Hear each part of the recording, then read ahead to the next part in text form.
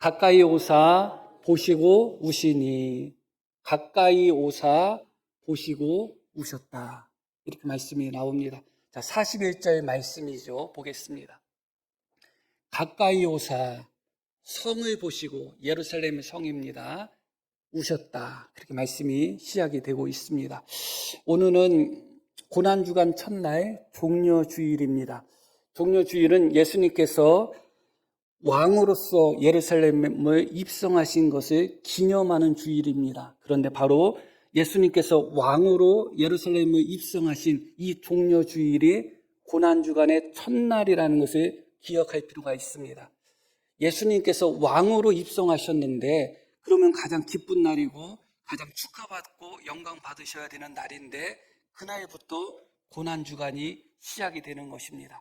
사실 왕으로 입성하신 예수님은 결국은 예루살렘에서 십자가에 못 박혀 돌아가실 그런 모습을 가지고 입성하신 것입니다. 그렇기 때문에 고난주간 첫날 종려주일이 예수님이 나귀를 타고 예루살렘에 입성하며 수많은 사람들이 호산나 외치고 환영하며 왕이신 예수님을 외쳤지만 그날 종려주일 이날이 바로 고난주간의 시작이다. 우리가 다시 한번 생각해 볼 필요가 있습니다. 그렇게 예수님은 나귀를 타고 예루살렘으로 입성을 하십니다. 그렇게 입성하시기 직전에 예루살렘에 가까이 오시고 예루살렘의 정경을 보시며 예수님께서 우셨다. 그렇게 말씀이 나옵니다.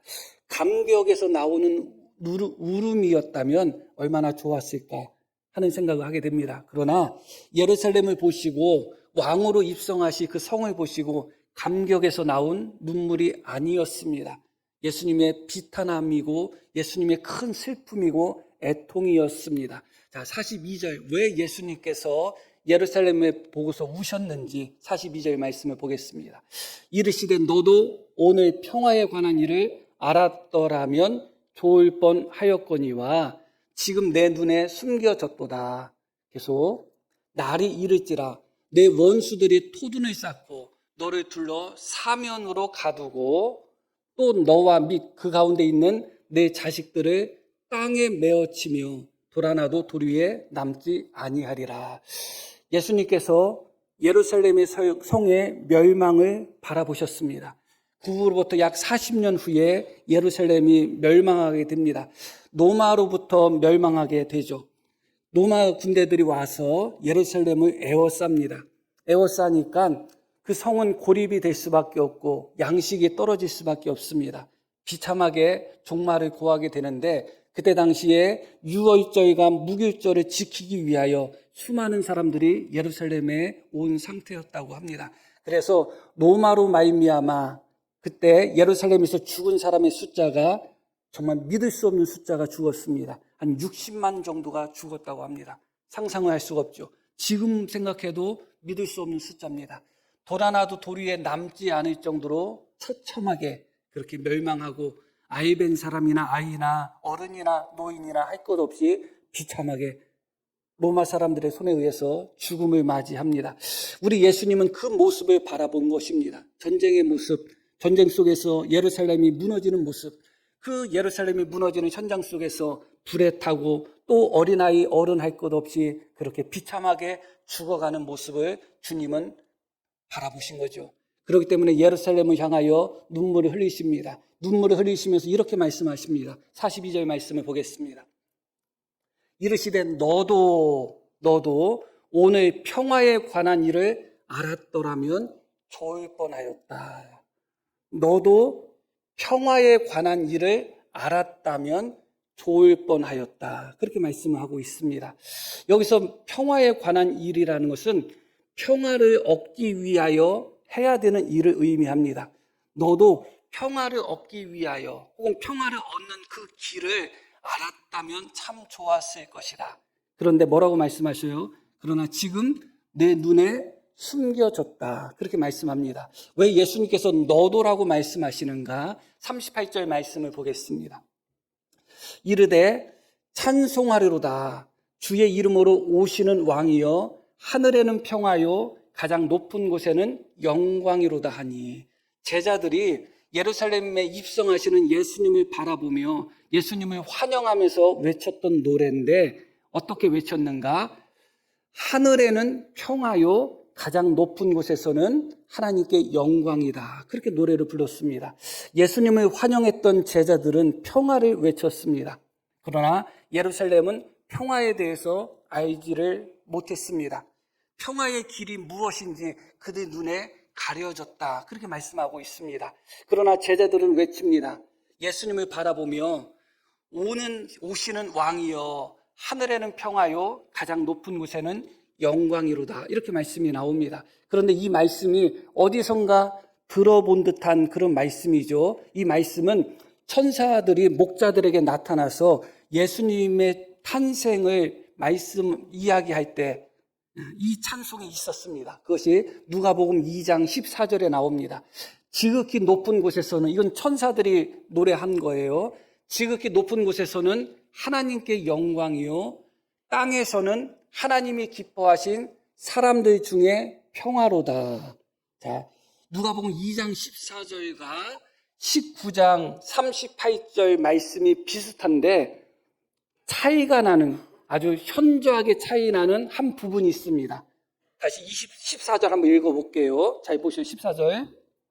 지극히 높은 곳에서는 하나님께 영광이요, 땅에서는 하나님이 기뻐하신 사람들 중에 평화로다. 이 말씀과 38절 19장 이르되 찬송하리로다. 이건 제자들이 찬송한 겁니다.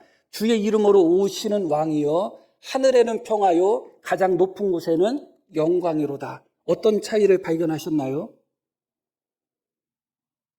고맙습니다. 아무도 틀릴 바에야 대답 안 하겠다는 그 소신 지지합니다.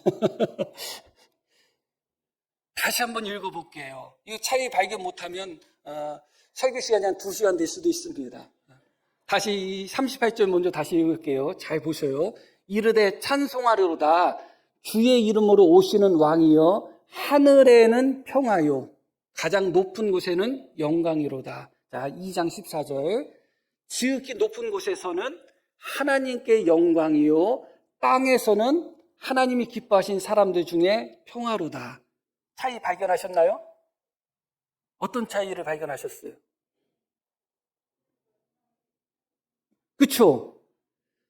예수님이 탄생하실 때 천사들의 노래는 땅에는 하나님이 기뻐하시는 사람 중에 평화다 하면서 땅의 평화를 노래했습니다.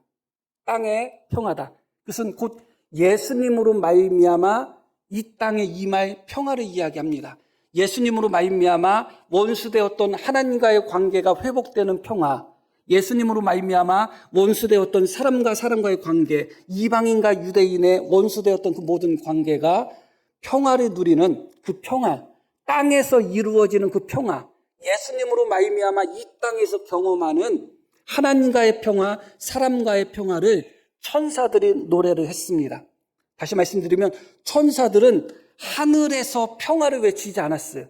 천사는 하늘에 속한 존재예요? 땅에 속한 존재예요? 하늘에 속한 존재죠. 그러면 오히려 천사들의 노래 속에서 하늘에는 평화요, 그렇게 노래해야지 옳을 것 같은데 천사들은 오히려 땅에서는 평화다, 그렇게 노래를 합니다. 그런데 예수님이 예루살렘에 입성하실 때 제자들의 찬양은 다르죠. 그 본문 다시 한번 보겠습니다. 이르되 찬송하리로다. 주의 이름으로 오시는 왕이여, 하늘에는 평화요, 땅에 평화가 없습니다. 하늘에는 평화요, 그렇게 나옵니다. 다시 42절 말씀을 보겠습니다. 왜 그런가? 이르시되 너도 오늘 평화에 관한 일을 알았더라면 좋을 뻔하였도다. 예루살렘이 어디예요? 이스라엘의 수도죠. 이스라엘은 하나님이 선택한 선민입니다. 하나님의 백성이에요. 땅에서 평화가 이루어진다면 누구부터 이루어져야 될까요?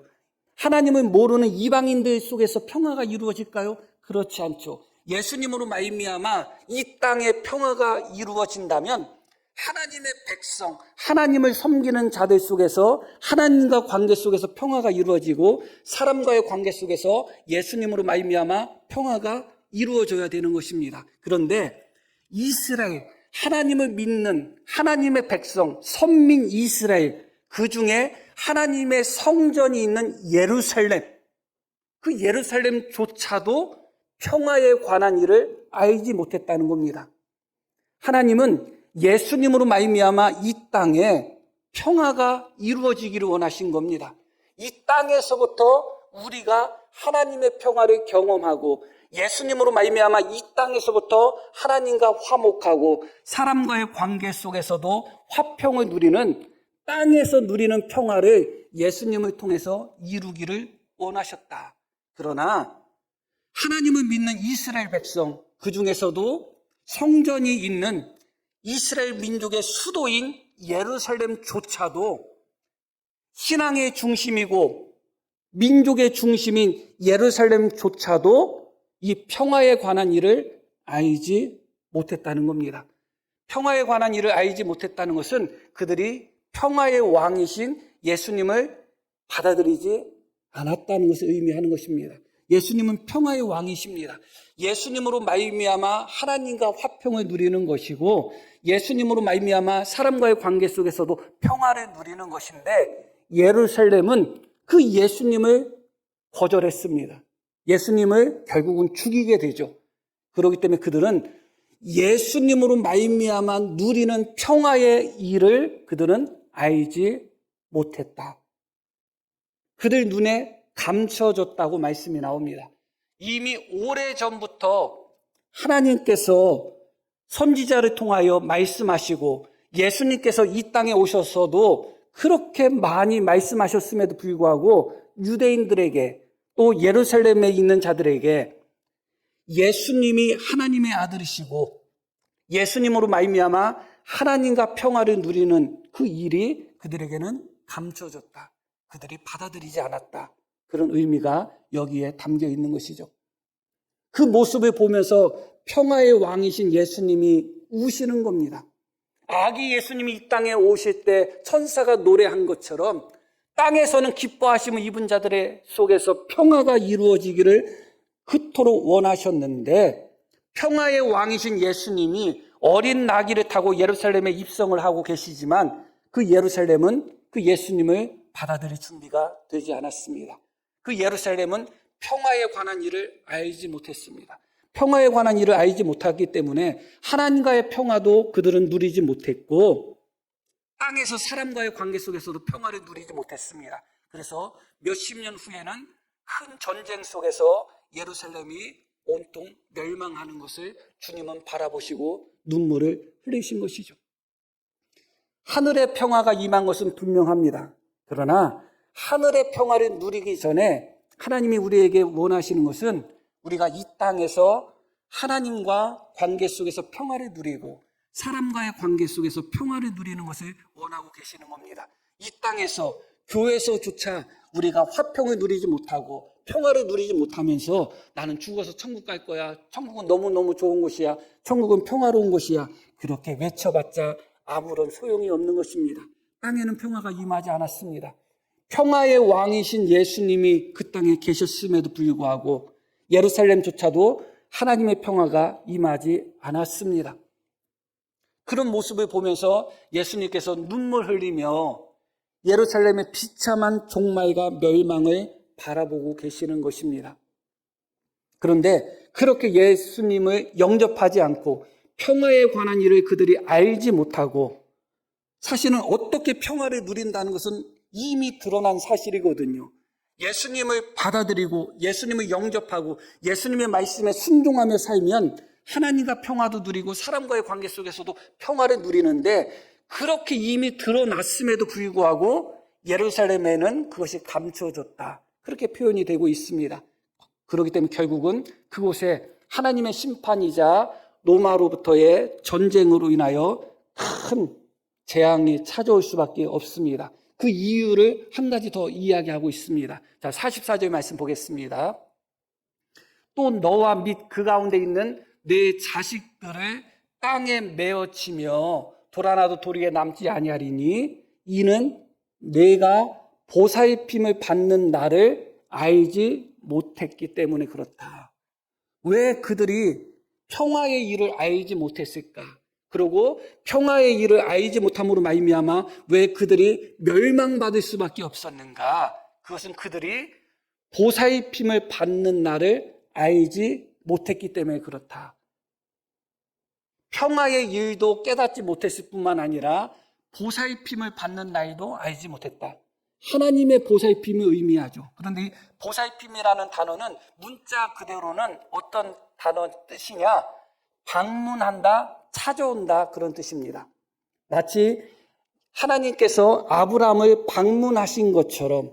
왜 아브라함을 방문하신 거죠? 그게 바로 아브라함을 보살피는 행위거든요. 그러니까 이스라엘 백성들 중심에 있었던 예루살렘이 왜 멸망할 수밖에 없었고 왜 평화의 일을 알지 못했느냐? 하나님께서 그들을 찾아오신 것을 알지 못했다는 겁니다. 하나님께서 그들을 방문하셨음에도 불구하고 그들이 알지 못했다는 겁니다. 예수님의 이름 중에 하나가 임마누엘입니다. 그 뜻이 무엇이죠? 하나님이 우리와 함께 하신다는 뜻입니다. 하나님은 이미 선지자들을 통하여 이스라엘 백성들을 수없이 방문하셨습니다. 선지자를 통하여 하나님의 말씀을 전하며 그들에게 방문하시고 그들을 찾아오시고 또 찾아오셨죠. 그러나 이스라엘 백성들은 선지자들을 죽이고 선지자들을 대적하고 하나님의 말씀을 받아들이지 않았습니다. 마지막으로 예수님의 비유에서 나오는 것처럼, 포도원 비유에서 나오는 것처럼 마지막으로 하나님께서는 아들이신 예수님을 보내신 겁니다. 아들이신 예수님을 통하여 하나님이 우리와 함께 하신 것입니다. 아들이신 예수님을 통하여 하나님은 이스라엘 민족을 방문하신 것입니다. 그런데 문제는 자기 땅에 오셨지만 자기 백성이 영접하지 않았다는 것입니다. 하나님께서 아들이신 예수님을 통하여 친히 이스라엘 백성들을 또 찾아오시고 또 방문하시고 그들에게 기회를 주시고 또 은혜를 주셨지만 그들은 하나님의 방문하심을 깨닫지를 못한 것입니다. 예수님을 통하여 하나님이 그들을 찾아오셨다는 것, 예수님을 통하여 하나님이 그들에게 평화를 주시기를 원하셨다는 것, 예수님을 통하여 하나님이 원수되었던 그들과 화목하기를 원하셔서 예수님을 보내신 그 주님의 방문하심을 이스라엘 백성들은 깨닫지 못했다. 만약에 깨달았다면 예수님을 죽이지 않았겠죠. 깨달았다면 예수님을 대적하지 않았겠죠. 그러나 그들은 예수님을 통하여 방문하시는 하나님을 발견하지 못했습니다. 결국 멸망할 수밖에 없는 그들의 모습을 보게 되는 것이죠. 평화의 왕이신 예수님이 이 땅에 오셔서 땅에는 하나님의 평화가 가득하기를 원하셨지만 그러나 하나님의 백성 이스라엘 민족 예루살렘은 평화에 관한 일을 깨닫지를 못했습니다. 예수님을 영접하지 않았습니다. 하나님은 수많은 선지자와 예수님을 통해서 이스라엘 백성들을 또 방문하시고 또 방문하시고 또 방문하셨음에도 불구하고 그들은 하나님이 찾아오신 은혜의 때를 알지를 못했습니다. 우리도 마찬가지라 할 수가 있겠죠. 하나님께서 우리를 찾아오신 은혜의 때가 분명히 있었을 것입니다. 지금이 바로 그 순간일 수도 있을 것입니다. 그러나 그렇게 수많은 은혜의 때, 하나님께서 그렇게 우리를 방문하시는 그때를 우리는 너무 가볍게 생각하고 너무 의미 없게 보낼 때가 너무 많습니다. 한참 지난 후에 더 이상 돌이킬 수 없을 때 돌아볼 때 하나님이 얼마나 나를 찾아오셨는지, 하나님이 얼마나 나에게 은혜를 베푸셨는지 그때 깨닫는다고 해도 늦을 수가 있는 것이죠. 이스라엘 백성, 특히 예루살렘은 하나님이 방문하시는 때를 알지 못했습니다. 그렇기 때문에 예수님이 직접 방문을 하시죠. 어디를 방문하시는가? 성전을 방문하십니다. 45절 말씀 봅니다. 성전에 들어가서 장사하는 자들을 내쫓으시며, 주님께서 성전에 직접 방문을 하셨는데 성전에서 본 것은 무엇이냐? 온통 장사하는 것을, 그것을 보신 겁니다. 어디서? 성전에서 보신 것입니다. 주님은 지금 예루살렘 성전을 방문하고 계시는 겁니다. 직접 방문하셨습니다. 그리고 성전에서 장사하는 자들을 어떻게 하셨다? 내쫓으셨다. 그렇게 말씀이 나오죠. 이것을 성전 정화라고 합니다. 예수님은 총 2번 성전을 청결하게 하셨습니다. 사실은 책을 찾아보면 예수님이 사역하시기 얼마 전부터 성전에서 짐승을 파는 그런 장사가 성전에서 그때부터 있었다는 거예요. 오래전부터 성전에서 소도 팔고 양도 팔고 뭐 돈도 바꾸고 그런 것이 아니라 예수님이 사역하기 얼마 전부터 그 일이 있었다는 거예요, 사실은. 그러니까 그만큼 예수님 당시에 종교가 타락했고 제사장들이 타락했고 성전이 타락했음을 보여주고 있는 것이죠. 그래서 예수님이 총 2번에 거쳐서 성전을 정화하십니다. 첫 번째 나오는 것이 요한복음에 나오는데 첫 번째는 언제냐? 처음 사역을 시작하실 때, 처음 공생의 사역을 시작하실 때 성전을 방문하신 거예요. 그리고 성전에서 장사하는 사람들을 내쫓으시며 성전을 정화하셨습니다. 그러고 몇 년이 흘렀는가? 3년이 흐르고 이제 예수님은 당신의 사역을 마무리 짓는 마지막 일주일을 남겨두신 것입니다. 사역의 마지막 때죠. 사역을 처음 시작할 때 성전을 방문하셔서 성전을 정화하셨고, 그런 다음에 사역의 마침표를 찍는 바로 그 순간에 다시 한번 성전을 방문했는데 변한 것이 없어요. 달라진 것이 없어요. 왜 그런가? 그들은 방문하시는 그때 하나님이 찾아오시는 그 은혜를 알지를 못했기 때문에 그래요. 3년 전에 예수님이 처음 사역을 시작하시고 성전을 방문하셨을 때, 그리고 그 성전을 청결하게 했을 때 찾아오시는 주님의 은혜, 방문하시는 주님의 은혜, 그것을 알았다면 성전이 변했겠죠. 새로워졌겠죠. 그러나 주님이 직접 성전을 찾아가셔서 그 성전을 정화하셨음에도 불구하고 3년이 지나서 다시 가서 보셨더니 아무것도 달라진 것이 없었어요. 왜냐하면 이스라엘 백성은, 심지어 예루살렘에 있는 이스라엘 백성들, 제사장들은 하나님께서 방문하시는 그때를 알지 못했기 때문에 그래요. 그 부분 한번 보겠습니다. 자, 46절 말씀 보겠습니다. 그들에게 이르시되 기록된 바 내 집은 기도하는 집이 되리라 하였거늘 너희는 강도의 소굴을 만들었도다. 내 집, 성전을 예수님은 내 집이라고 말씀하시면서 기도하는 집이 되리라고 그렇게 하나님 말씀에 기록되었음에도 불구하고 너희는 기도하는 내 집을 무엇으로 만들었다? 강도들의 소굴로 만들었다고 말씀합니다. 이게 예수님이 2번째 성전을 찾아가서 성전을 보시고 하셨던 말씀이에요. 근데 첫 번째, 요한복음에는 첫 번째 성전을 찾아가셔서 성전을 정화하시면서 하셨던 말씀이 나옵니다. 자, 요한복음 2장 16절 보면 비둘기 파는 사람들에게 이르시되 이것을 여기서 가져가라.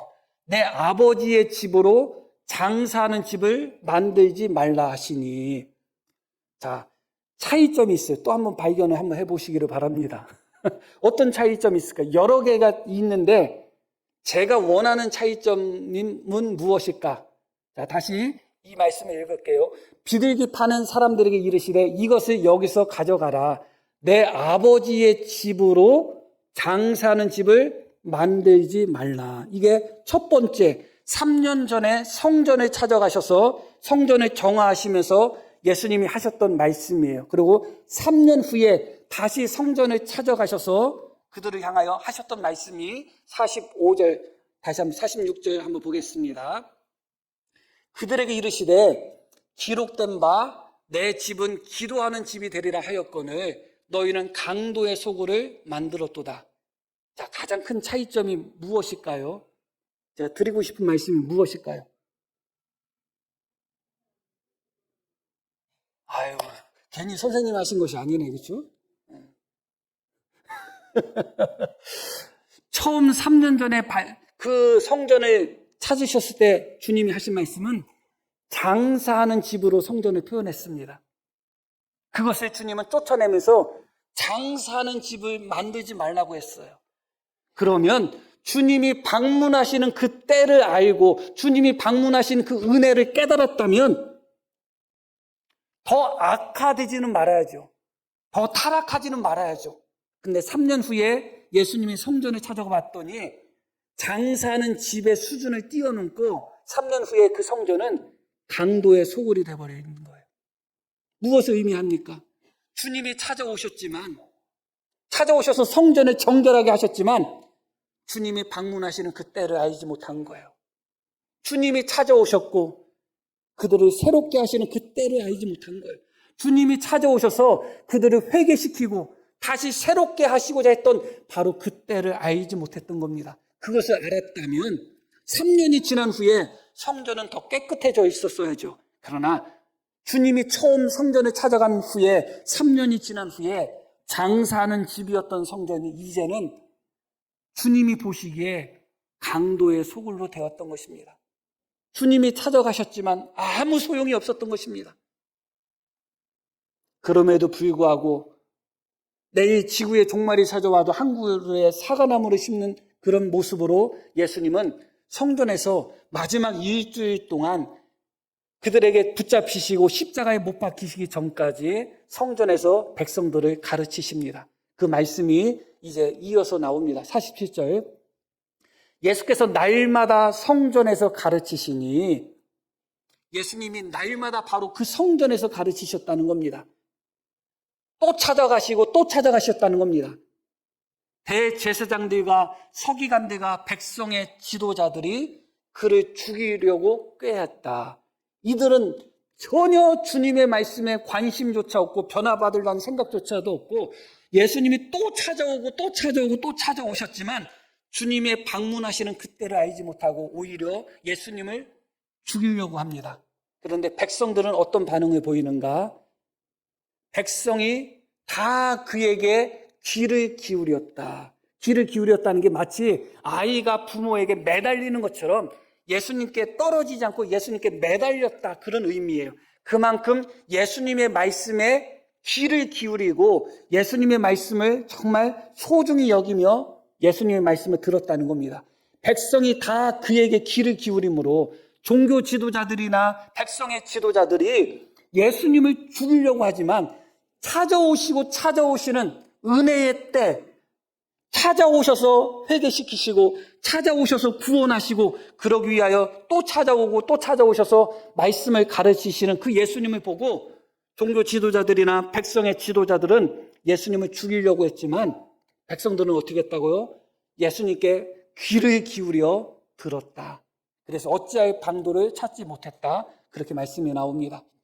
결론적인 말씀을 드릴게요. 이미 하나님께서 여러 번 이스라엘 백성들에게 찾아가셨습니다. 여러 번 은혜를 베푸셨습니다. 선지자를 통해서 때로는 여러 가지 방편을 통해서 이스라엘 백성들에게 또 찾아가고 또 찾아가셨습니다. 왜냐하면 하나님은 하늘에서 평화도 원하시지만 땅에서 하나님의 평화를 우리가 누리기를 원하셨기 때문에 그래요.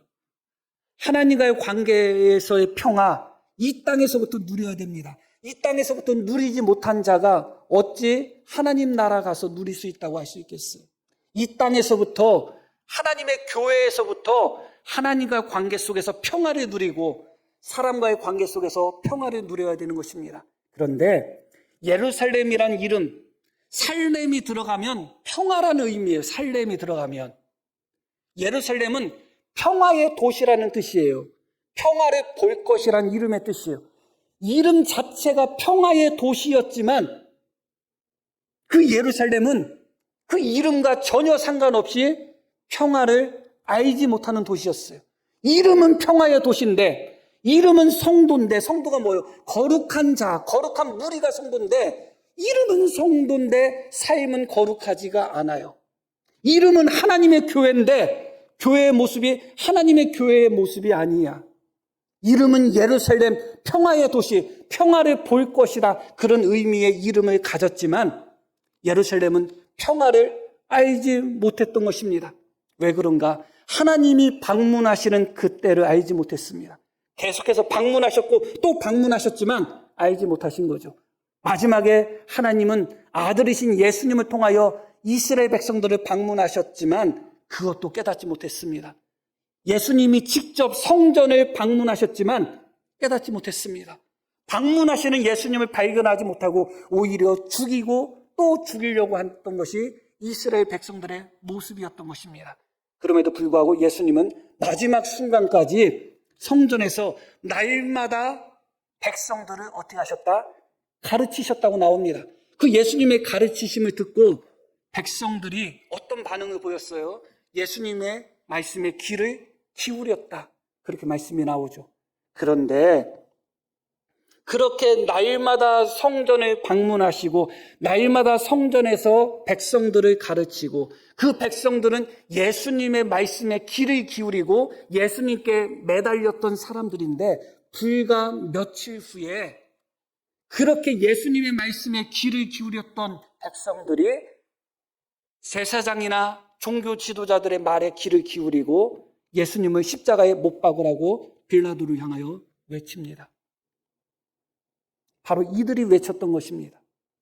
주님을 향하여 귀를 기울이며 날마다 주님이 성전을 방문하시고 날마다 주님의 말씀을 가르칠 때 주님께 매달려서 주님의 말씀을 들었던 자들이 불과 며칠 후에 주님께 귀를 기울였던 그들이 주님을 죽이려고 하는 자들에게 귀를 기울여 버립니다. 총선을 얼마 안 앞두고 여론조사 많이 하죠. 나는 물론 그럴 수도 있다고 생각하는데 여론조사 보면 일주일 사이에 막 10%, 20%가 왔다 갔다 해요. 너무 기가 가벼워도 안 돼요. 너무 이해가 안 가. 물론 내가 옳다고 생각하는 걸 끝까지 고집 부리면서 그렇게 밀고 나가는 것도 옳지는 않은데 어떻게 사람의 선택이 그렇게 쉽게 왔다 갔다 할까 하는 생각을 하게 돼요. 그런데 이스라엘 민족을 보니까 그렇구나 하는 생각을 듭니다. 누가복음 23장에는 빌라도가 예수님을 놓아주려고 합니다. 3번씩이나 놓아주려고 합니다. 돌아가셔서 23장을 읽어보시면 좋습니다. 그런데 3번씩이나 빌라도가 예수님을 놓아주려고 했는데 그때마다 한 번도 아니고 2번도 아니고 3번씩 그때마다 이스라엘 백성들이 예수님을 십자가에 못 박으라고 소리치고 외쳤습니다. 그들이 누구인가? 날마다 주님이 성전을 방문하시고 말씀을 가르치실 때 예수님께 매달려 있고 예수님께 귀를 기울였던 자들이 얼마가 안 돼서 예수님께 귀를 기울였던 그 귀를 돌려버렸습니다. 예수님께 매달렸던 자들이 도리어 예수님을 십자가에 매달라고 합니다. 결국 무엇을 이야기하는가? 그러면 예수님이 십자가에 못 박혀 돌아가시기 전까지 날마다 성전을 방문하시고 날마다 성전을 방문하셔서 말씀을 가르치신 것이 무슨 의미가 있는가를 생각하게 되는 것입니다. 그들은 방문하시는 그때를 알지 못한 것입니다. 날마다 주님이 방문하셔서 말씀을 가르칠 때 그들은 깨닫는 것처럼 보이고 은혜 받는 것처럼 보이고 예수님의 말씀에 귀를 기울이는 것처럼 보였지만 얼마가 안 돼서 며칠이 안 흘러가지고 예수님을 놓아주려고 했던 빌라도를 향하여 예수님을 죽이라 십자가에 못 박으라 하면서 크게 외치는 자들로 변해버린 것입니다. 결국 그들조차도 주님의 방문하시는 그때 그 은혜를 잊어버린 것입니다. 목사인 저도 마찬가지고 우리 성도님들도 마찬가지일 것입니다. 아마도 사람마다 어느 정도 차이는 있겠지만 우리 하나님께서 말씀을 통하여 또 여러 가지 은혜를 통하여 우리 교회를 방문하셨고 우리 성도님들을 여러 번 방문하셨을 것입니다. 우리가 다시 믿음을 새롭게 할 수 있는 기회를 주님이 방문하셔서 여러 번 그 은혜를 주셨을 것입니다. 우리를 회개케 위하여 주님이 여러 번 방문하셨을 것입니다. 우리의 마음을 다시 새롭게 하고 하나님을 잘 섬길 수 있는 그런 은혜를 주시기 위하여 우리 주님은 이미 여러 번 우리 교회를 통해서 또 우리 교회 성도님들 한 분 한 분에게 말씀을 통하여 방문하셨을 것입니다. 그러나 우리 자신의 모습을 돌아보면 하나님의 방문하시는 바로 그때를 우리가 과연 깨닫고 있는가? 하나님이 그렇게 찾아오시고 또 찾아오시는 그 은혜를 헛되이 받고 있지 않은가? 우리 자신을 돌아보게 되는 것입니다. 너희는 하나님의 은혜를 헛되이 받지 말라고 말씀합니다. 마지막 일주일 예수님은 성전을 또 방문하시고 또 방문하시고 또 방문하시고 날마다 방문하셨습니다. 그리고 그 마지막이 무엇이었는가? 십자가에 못 박아 죽이라는 외침으로 마지막이 끝난 것입니다.